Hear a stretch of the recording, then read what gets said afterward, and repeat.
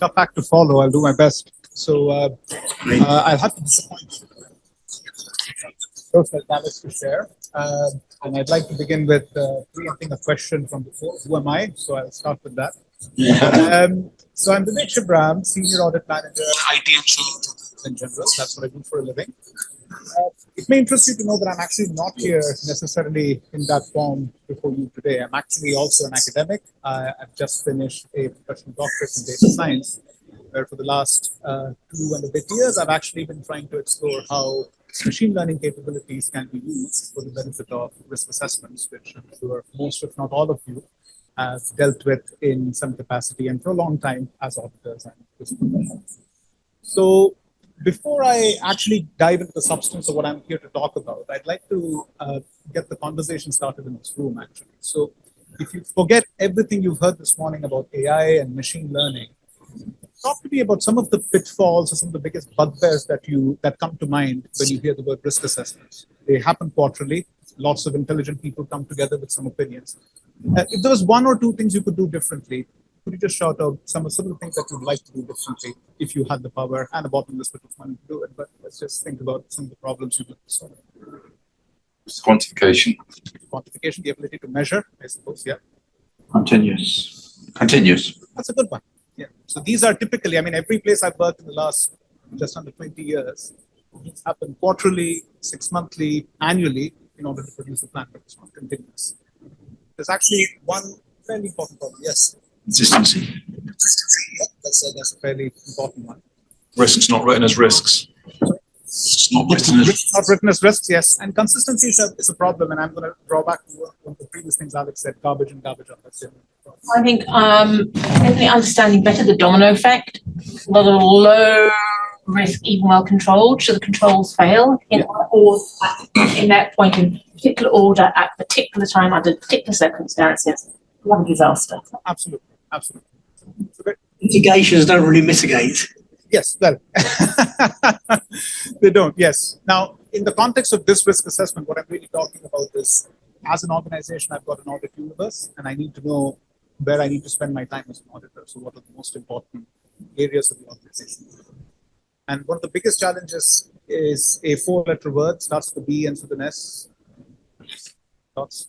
Yes. Exactly. And that's a big problem. So I try my best to work with Chica.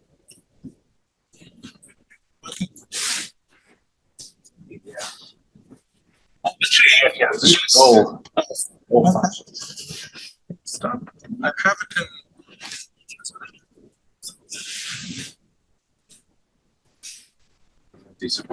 Yes.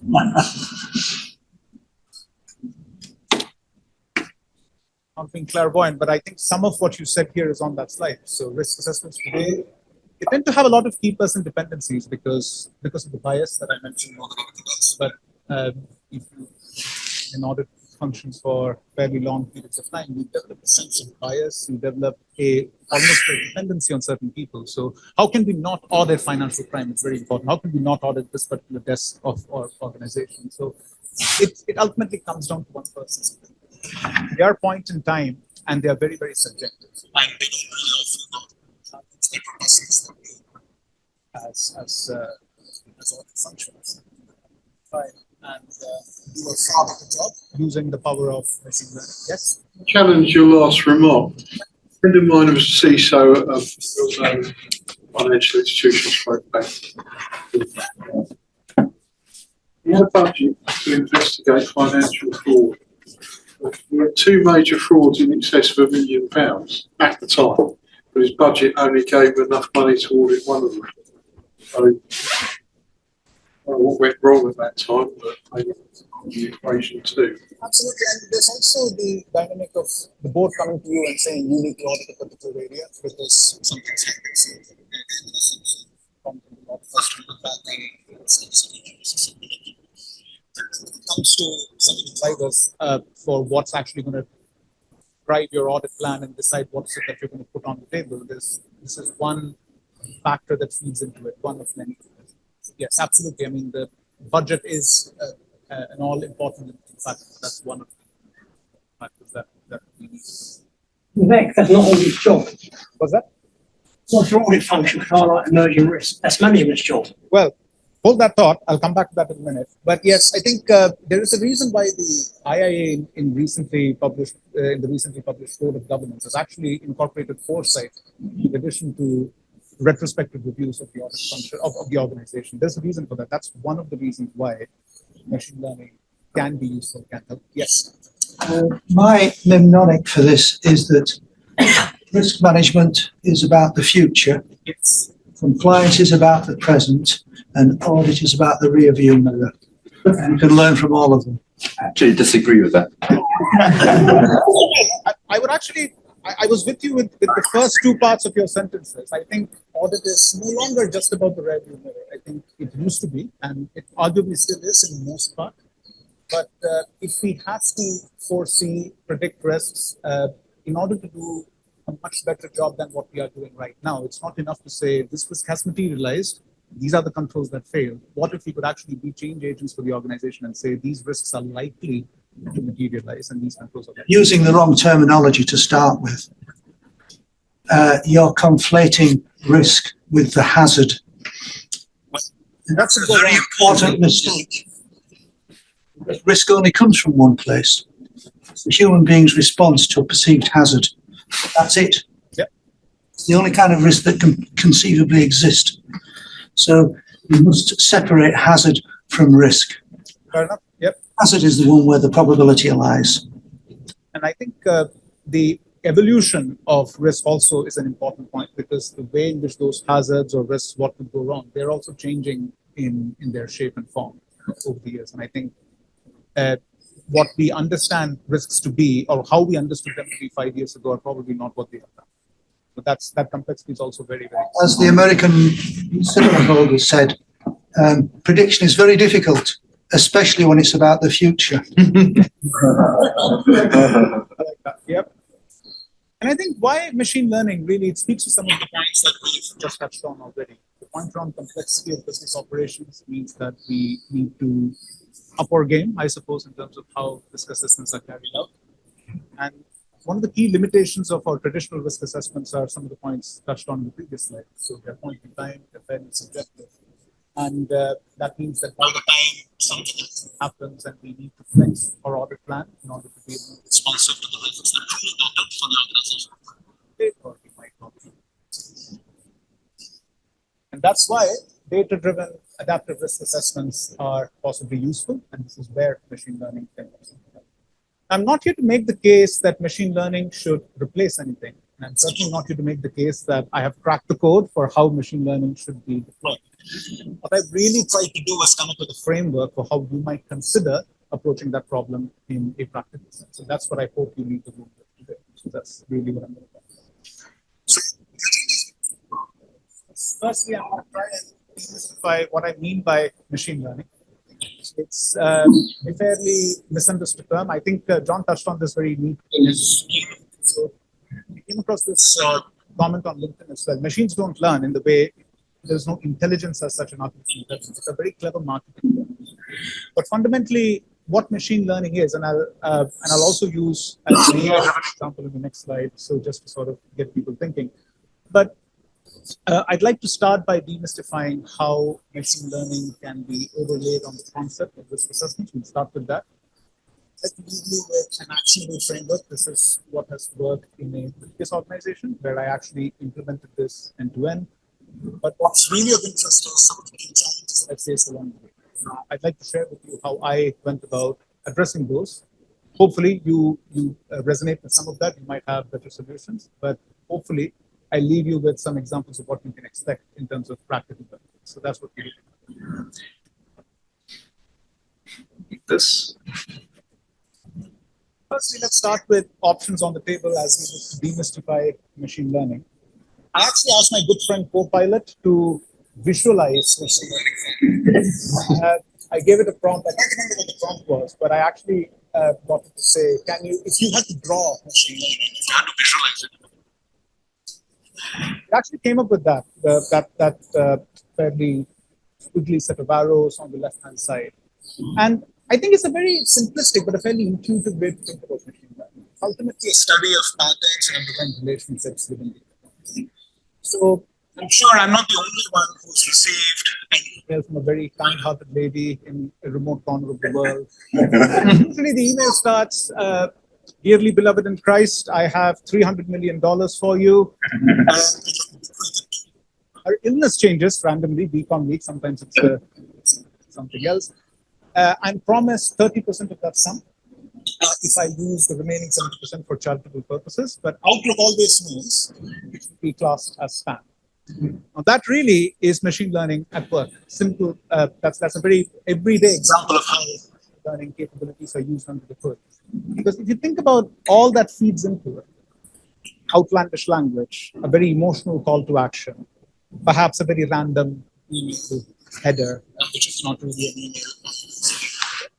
It's not someone for a very, very large sum of money. These are all telltale signs which contribute to which Outlook calls spam, obviously. So essentially, you have two possible labels for it: spam or not spam, fraud or not fraud. If you make a dodgy purchase at a fairly ungodly hour, if you like, so you're likely to get a call from your bank. That's again an example of machine learning in action. So I wanted to start by trying to see if the same concept could be overlaid on risk.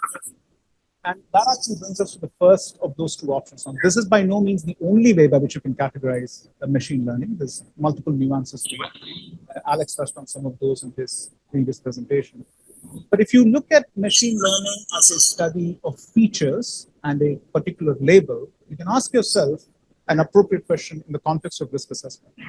If you see the various features that you use for a risk assessment exercise as individual attributes, with the intention of predicting a label, so in this case, spam or not spam, but in the context of risk assessment, is it a high, medium, or low risk entity based on the factors I use as part of my methodology? Suddenly you're looking at a supervised machine learning.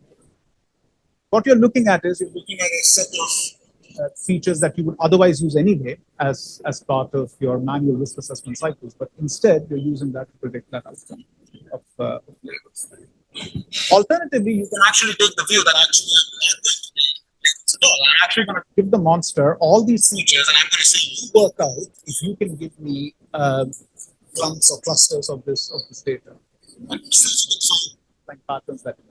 But if there is one visual by which I could leave you with machine learning, I'd like you to think of that, think of those red circles as individual data points.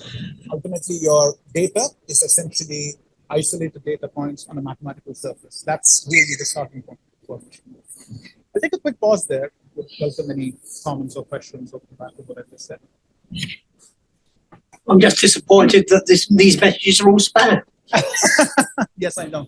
I wouldn't probably have to do auditing for a living if even one of them was true. Yes, that's true. What do you mean? I mean, what I would say is, to a non-expert, non-mathematician, whatever, it does seem very much an art rather than science. Yes, it is. And I feel that when it comes to an audit trail of data provenance, it is incredibly difficult. Yes, yes. And that is one of the key barriers to adoption and scalable adoption. We'll touch on some of that, and I mentioned the point around challenges. So there are some safeguards. Yes, please. Yeah, I will say something. If all the auditors could somehow pull information that would give a much richer source of data to train this stuff on, then that would be a leapfrog. Stealing my thunder because that's exactly what I'm going to talk about. So yes, absolutely. No, thank you for pointing. So ultimately, with machine learning, you need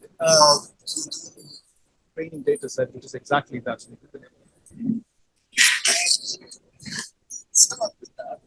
Unpack each of these concepts one by one in terms of how we've actually done these. It's a bit of a spoiler alert.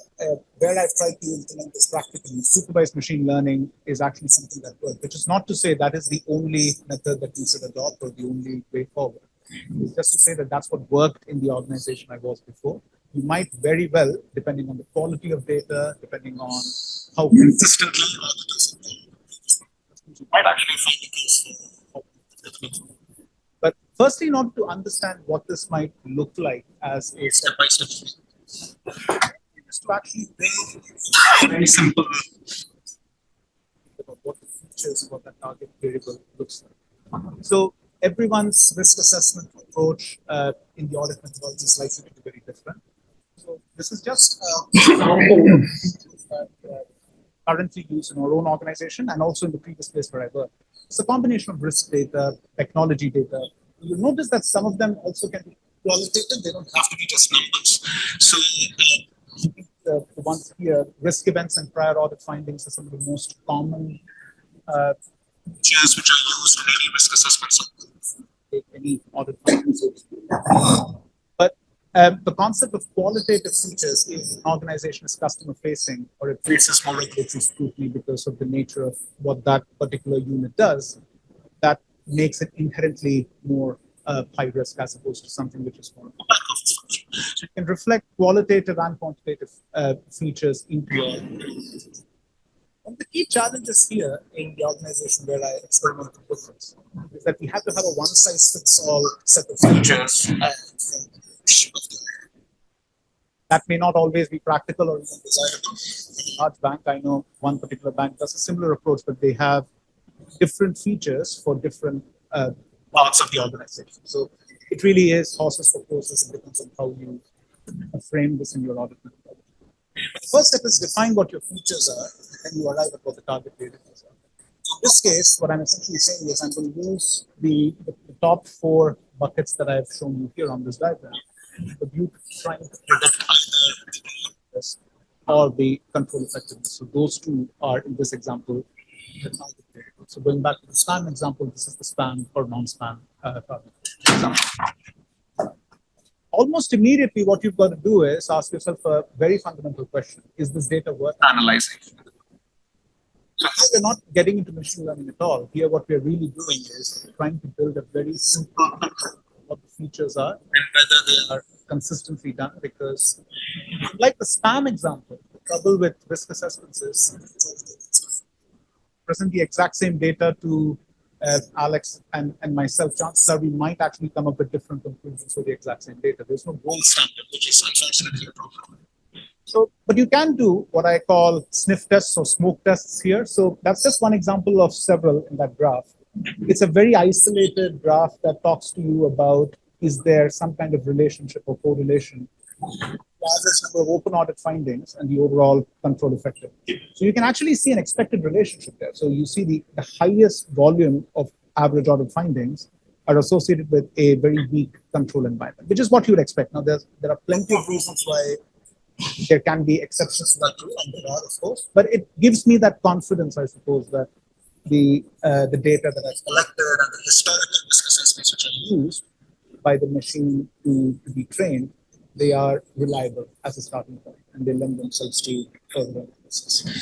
So this is the point at which a lot of the analysis actually takes place in Python. So the outputs which I've actually got, which I'll show you in the next couple of slides, none of them have actually used generative AI, unfortunately, and they use Python and they use there was a lot of code. When I was doing my doctoral thesis, unfortunately, even Copilot wasn't as advanced as it is now. This speaks to your earlier point about how some of these models have evolved so rapidly.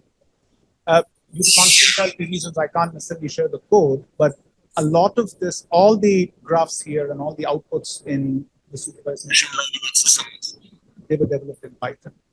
And the output of machine learning models, so supervised what's called a confusion matrix. It's something which I find very easy and intuitive from the perspective of selling it to an audit function. It's a very useful starting point to start thinking about, this is what my model has produced. Now can we kick the tires around it to understand whether it's actually a meaningful starting point to supplement our opinion. The way to read that grid is diagonal. So what I'm saying there is the machine has identified 20 high-risk entities. Human would also have identified as high-risk entities. Similarly, 4 to 6 are medium and 7 are low. That actually is because the machine has been trained historic volume of risk assessments, previously completed risk assessments. The numbers of interest are the ones on the edge. Look at the 7 to my, to the right here. These are 7 audit universe entities which the model has identified as medium risk, but a human would rate them as high risk. That, of course, prompts a question: is the model right? Is the human wrong? In order to make peace with my audit function, I said the model's wrong, but I would like you as auditors to look at the underlying data and satisfy that for yourself. So the way to sell this was replacing the claims. These jobs are going away. This is just a tool to make risk assessments and also continuous, because you can produce this confusion matrix of the data. You don't have to necessarily keep moving the data. Quick pause there if anyone has any couple of hands going up. So I'm just going to go back. You use this a lot, and I'd like your opinion. What do we actually mean by cleaning and refining? It can mean a number of things, actually. So I'll come on to the common aspects first. The first is actually getting everything in a common taxonomy. So that is actually cleaning 101, if you ask me. A lot of this data isn't actually built keeping an audit in, unfortunately. I wish it was, but unfortunately it's not. So the technology data that I talked about, it's all in service now. It's not even linked to a business unit. It has to find a way of linking it to it. So that's one aspect of the problem. The other aspect of the problem is missing data. So you might have data for some organizational units, but not all. So there you have a judgment that you have to exercise in terms of how do you deal with that missing data? Do you make assumptions? If so, is that documented? Is that consistent, etc.? So it really is a set of problems rather than just one. I think there's an opportunity for real-time development. Real-time development. Development of what? Sorry, of the Risk bars on the right, yeah. They move. Oh yes, oh yes. You might reorder in your 101's filtering. Exactly. Yeah. I mean, I think the way we use this, and again, this is just a suggestion for how you might think of implementing this. We used to produce this daily initially. So the idea was really to try and see, because our starting position was that the model needs a lot of Maybe it's pseudo real-time. Thank you. But then what we would do is take a cut of what the model says and then take some hard decisions. Share with other sectors in a Exactly that. retail type scenario. So. When you mentioned about the cleaning the data, and the person also you're looking for outliers so that it doesn't skew the output. It's automate any of that data cleansing. Yes, we have. In some cases we have, and in some cases we consciously haven't, because I think there is a need for skewness in the data to present itself. We need that human in the loop. I think it's been said before. And you notice that I haven't used the word automation much so far, other than to say, these processes can be done fairly quickly. But I think machine learning distinguishes itself from AI in that it actively requires you to have some level of input, some level of expert input. Things like cleaning, for example, and even some statistical analysis in order to determine which models to build. You'll see that this is a random forest classifier. I'll not necessarily unpack that in detail, not to bore you, but there were 13 models that we ended up building. We went with this because, unlike some of the other models, random forest classifier is fairly robust to things like that, handle them fairly effectively compared to. You need to make these decisions.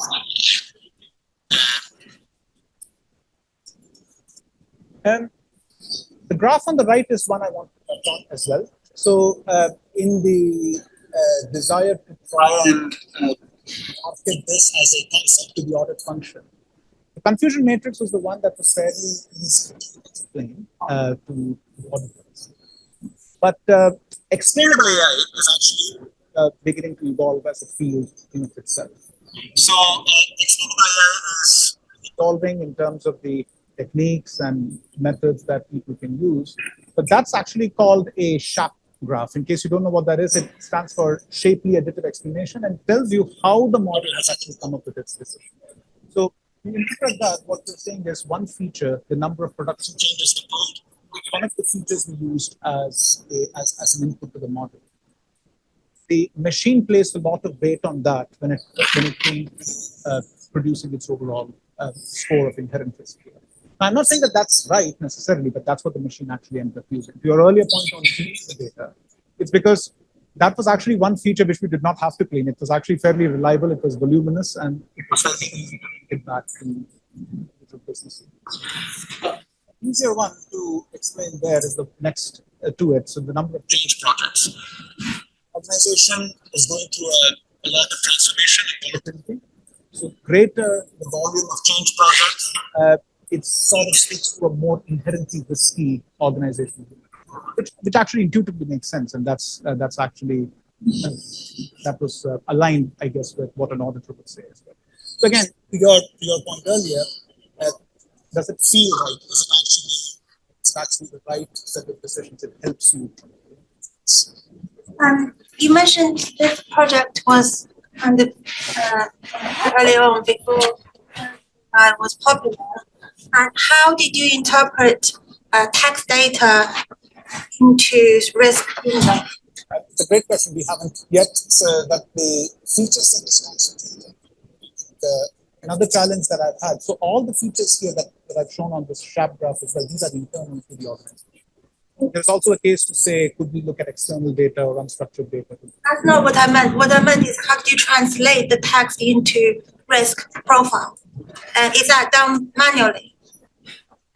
I didn't quite catch that question. So do you mean the qualitative data? How is that translated? Oh, okay, right. So Python has inbuilt capabilities which are known as encoding. So ultimately, from the perspective of a machine, everything is 0 and 1. So it is actually converted into zeros and ones. There are various techniques by which they happen. So if I take one example, one of those features is a particular organization unit, customer facing. So you have two possible values there, yes or no. So instead of representing it as yes or no, you'll have a 1 in the event of a yes, and you'll have a 0 in case of a no, for example. And that's how you tell the machine. But that's not necessarily the same approach used for every type of qualitative data. But okay, so you gave it the yes, that was coded into the Python. You mentioned that the machine came up with the medium risk while humans have said high. What was the reason for that disparity between machine versus humans? It's a great question, and that essentially was the substance of the analysis of the output. So the reasons for in some cases, it was biased. So we had consistently been rating one area, for example, without naming that area. We were consistently rating it as medium. But it was one of the 8 which the machine actually called out as high, because there was a lot of data that was actively being ignored by the auditor. Some other cases, it was purely wrong because it was a statistical outlier, because this is a statistical exercise and at its score. So sometimes you have to do that. So your output was high, medium, low? Yes. About trying to do probability of occurrence? No. In this particular, and again, this will need to be re-engineered if the methodology requires probability of occurrence. So in our case, was there were actually 2 scores. So high, medium, low for inherent risk, and inadequate needs to be effective for control effectiveness. And then that's how we used to do it. But again, there's no right or wrong. But yeah, to your point, if that's the sort of thing you're getting into, you'll have to re-engineer a lot of what's actually.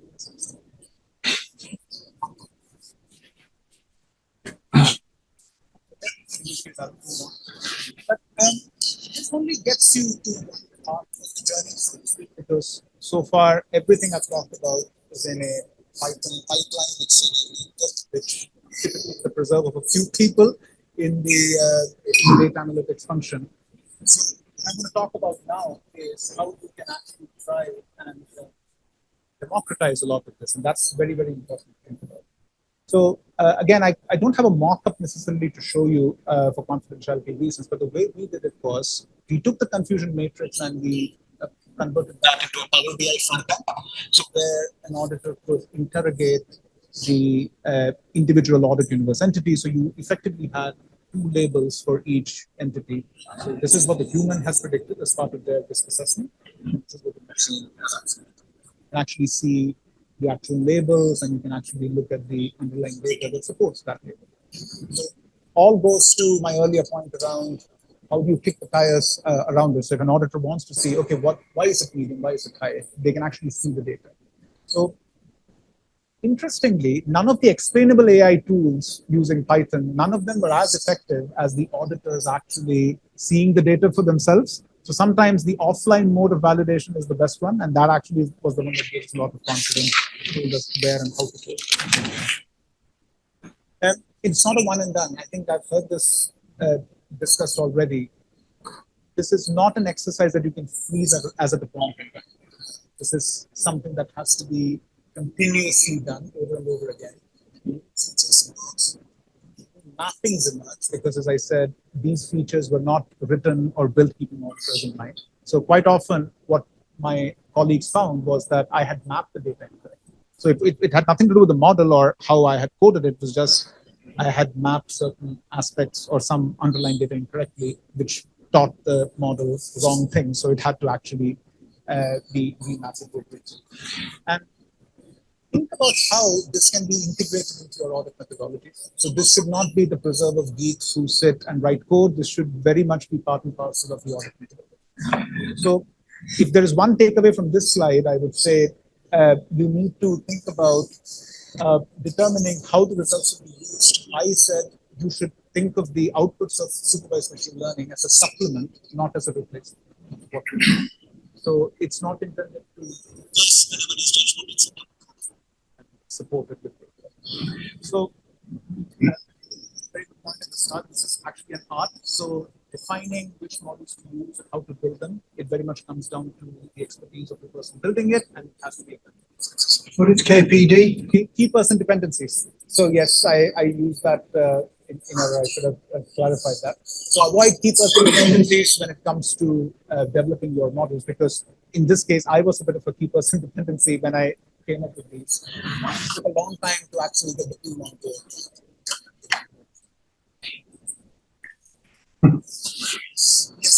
One feature, so you mentioned it both in terms of the outputs, but how involved is the auditor in selecting features? Oh, so the starting point was actually the same features used for the risk assessment exercise. But what we did was we held a workshop to get the auditors to say what features they would like to do. So in many respects, this was just an exercise in building a machine learning model. This was also an exercise in challenging how risk assessments are done, ignoring machine learning, ignoring AI. So it was very much a collective exercise. It was a starting point. While building the model, annoyingly, a lot of people came to me and said, could you also include this particular feature? Could you include that feature? So that did lead to a bit of back and forth. But it goes back to this point. You have to keep it actually.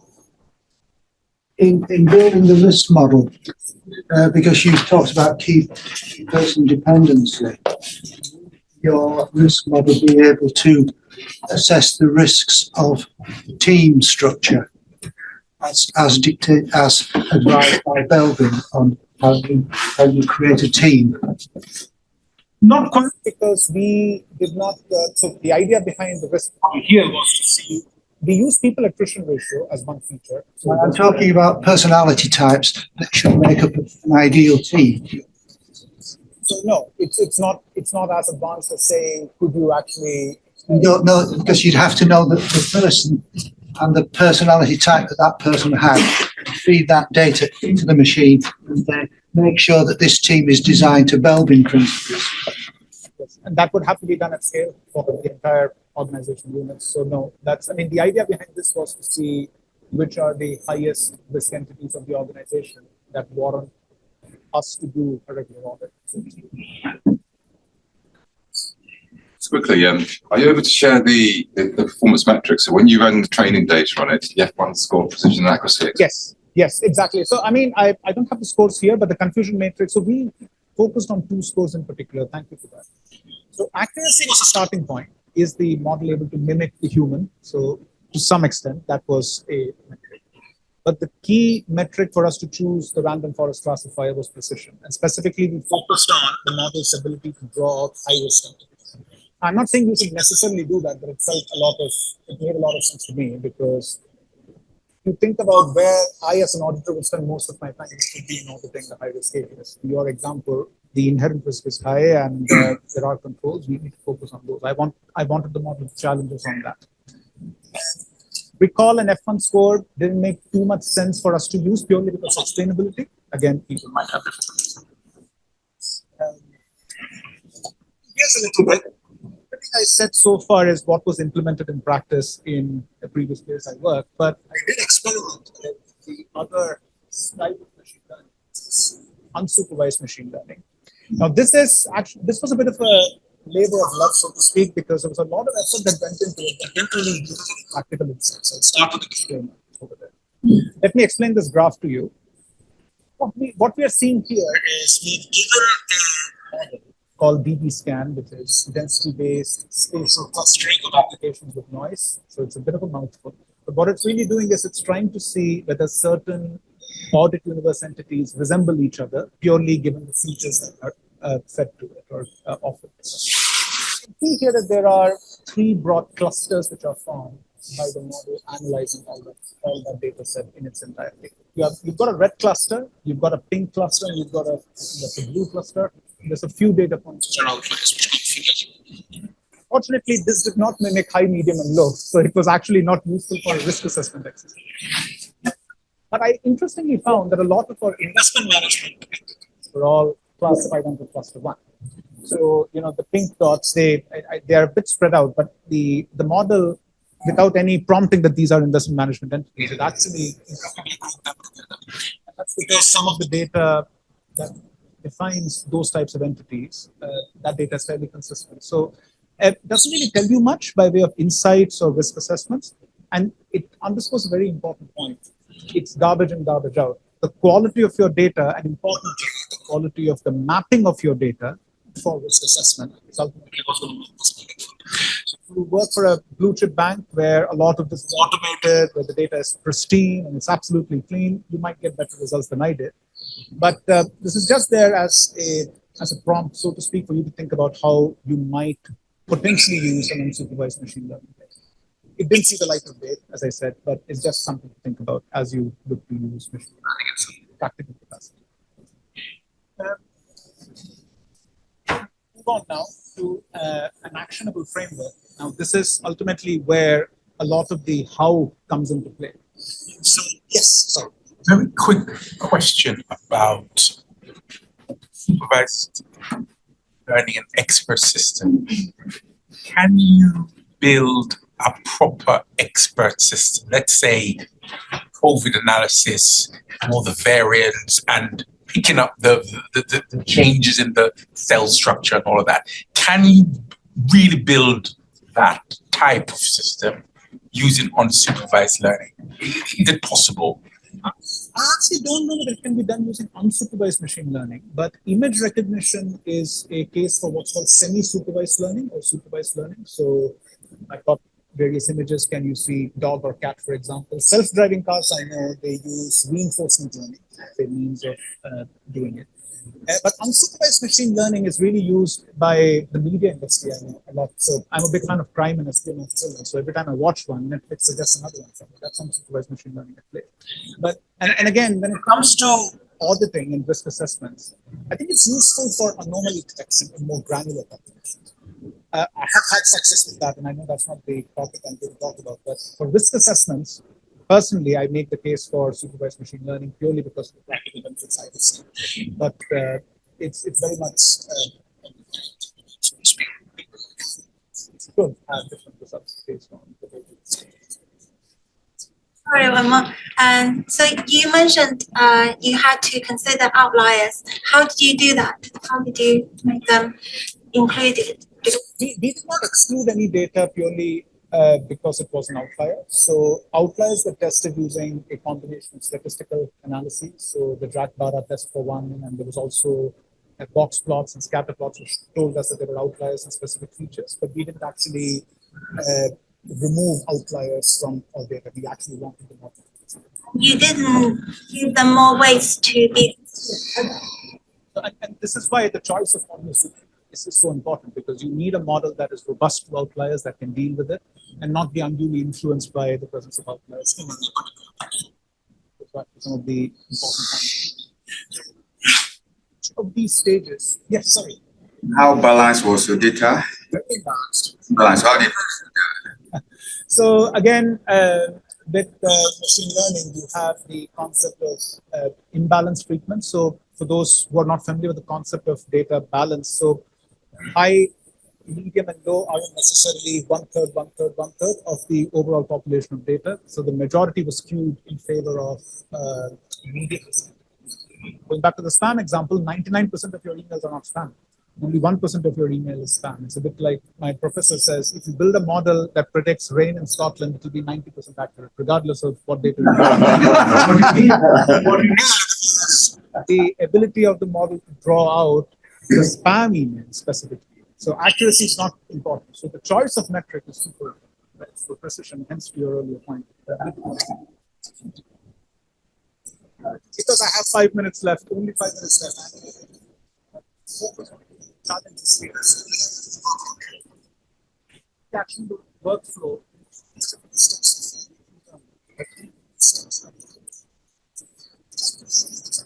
How I overcame. In the data collection, I was asked, why do I need this data? When it came to the model itself, how does this work? Can you tell me what the black box is actually telling me? So these steps require a targeted set of efforts in order to make sure that they are resolved. Firstly, when it comes to data collection, I've talked about the risk taxonomy, and I've talked about the taxonomy of features being mapped back to the overall audit universe. Once this was mapped to the audit universe, I actually offered it to the first time as well. It's not just something that we kept within the third line, within the internal audit function. So this actually meant that if they wanted to do some independent analysis, they didn't have to go through that entire labor or effort of doing that. So sometimes it's a question of saying, I've curated this data, you don't have to do that learning curve yourself. That I've already talked about the previous graph before, so that was very useful in explaining how the model was coming up with its decision. The graph I showed you previously was actually an average of the overall predictions of all audit universe entities, but the beauty of explainable AI is that you can actually point it to one particular unit and say, can you just tell me how this particular unit is coming out this for me? So it's actually quite powerful, and the more people understand it and put themselves into those skills,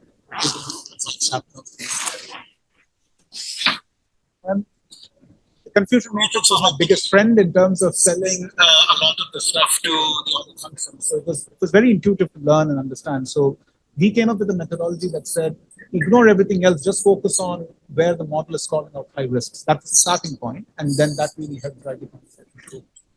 So you need to have a very targeted approach within your respective audit functions.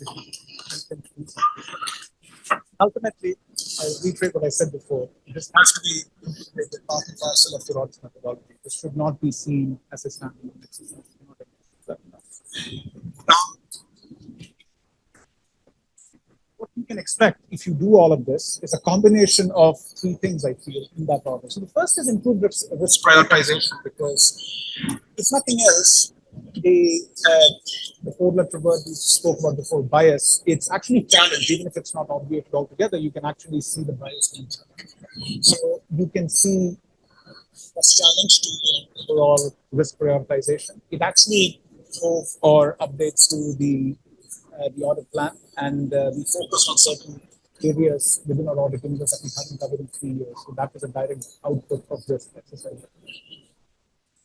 About 400 hours were expended every quarter doing this business.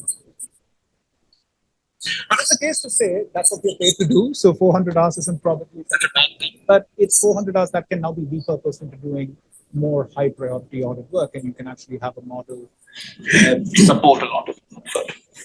Ultimately, I see the benefits of machine learning as being twofold. It's efficiency and also objectivity. So this is where the bias is trapped. So that's what you can expect with systems. We put in the improved risk prioritization, risk identification, because that's an area where often people miss something until it happens. No, absolutely. And In fact, the reason I use the term prioritization is because of the subject matter of what we are trying to do. Risk identification, absolutely. If you are a risk function and if you're trying to solve for a related but different problem, that's exactly what we do. Yes. Yeah, I wanted to ask about, in your experience, how much work would you say have been done or is being done when it comes to anomaly detection, having models that incorporate regulatory compliance, both in terms of detection and risk scoring, not necessarily in terms of audit. Yes. Experience. How much work would you say is being done in UK, for example? Anomaly detection is very much an increasingly popular technique which is used for granular use cases. It's not done at scale across a lot of organizations at the moment, but I know of lots of organizations that are using from a better audience. Try and identify from a population of say 1 million records, if I can actually identify 1,000 anomalies, it's much more sensible for me to sample from the 1,000 rather than the million. So I think that's one example, but I think it comes down to the quality of data that you have, really comes down to that. So if you have good quality data that you can actually use, then anomaly detection would be, but it's not something I'm seeing. What about in terms of regulatory integration? In terms of incorporating or integrating regulation into the model, for example. Oh, okay, yes. How much work would you say is being done in that area? It's slow, but it's rapidly increasing. Because I think going back to the earlier point on key person dependencies, regulation of model development and design is very much a challenge because as much as regulators are interested in how a model is built, where the decisions are being made, still something that I think regulators and people of interest are actually getting to do. So I don't see it as being unrealistic to us to expect us one day as data scientists to say, can you explain exactly how the model has come up to the same basis? That day is not far. There I'll have to rely on my good friend co-pilot to help me again because I'll certainly find it challenging to so yes, I'm out of time, so I'm just going to leave you with a parting note. Back to the point you made earlier. So I'm actually going to very gently challenge that to say the future of audit isn't just about doing a retrospective exercise of risks. I think nobody's denying that that's very much realistic. But the future is also about how we can proactively identify some of these risks to the extent we can. Yes, we are the problem-finding department. We're not the problem-solving department. I get that. But I think the better we get at identifying what those problems are, the more valuable it is. Thank you very much.